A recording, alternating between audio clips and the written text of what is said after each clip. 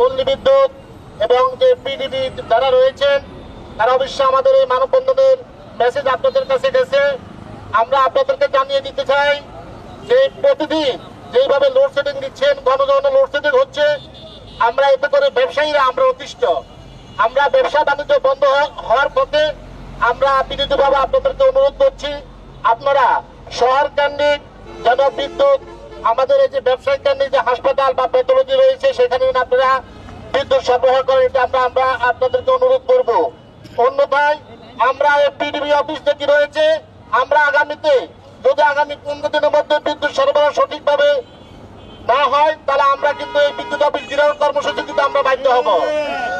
পাশাপাশি আমরা লক্ষ্মীপুরের সুযোগ্য জেলা প্রশাসক রয়েছেন, উনি আমাদের এই আন্দোলনের প্রতি আন্তরিক, পুলিশ সুপার রয়েছেন, তারাও কিন্তু আন্তরিক। আমরা সবাইকে এই বিষয়টি জানিয়েছি।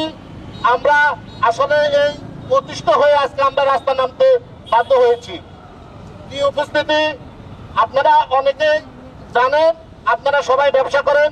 এই ব্যবসা করতে গিয়ে আপনারা বারবার লোডশেডিং এর কারণে আপনাদের মেশিন নষ্ট হচ্ছে, আপনারা যেই সেবা দিতে পারছেন না, যারা সেবা নিতে আসে তারাও কিন্তু ঘন্টার পর ঘন্টা বসে থাকতে হচ্ছে।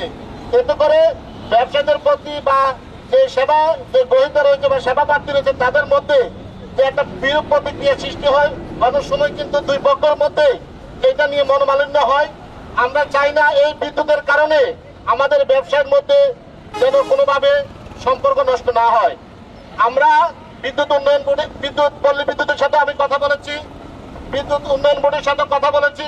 তারা যেটি জানিয়েছেন, তারা বললেন যে পিডিবিতে আমরা যে শহরে সেখানে তারা 17 মেগাওয়াট বিদ্যুৎ তাদের চাহিদা তারা সেটা পাচ্ছেন না, তারা পুরোপুরি পাচ্ছেন। একই কথা বলছেন পল্লী বিদ্যুৎ সমিতি যিনি জেনারেল ম্যানেজার রয়েছেন তিনি বললেন যে লক্ষ্মীপুরে যে গ্রাহকের চাহিদা রয়েছে সেই অনুপাতে 100 আর যে 17 মেগাওয়াট বিদ্যুৎ পাওয়ার কথা তারা পুরোপুরি পাচ্ছেন। যদি পুরোপুরি মেগাওয়াট পান তাহলে কেউ আমরা বিদ্যুৎ পাচ্ছি না। আমরা আপনাদের কাছে জবাব দিতে চাচ্ছি। পাশাপাশি আমরা আগে শুনতাম যে বিদ্যুৎ যায়, এখন দেখি মাঝে মধ্যে বিদ্যুৎ আসে।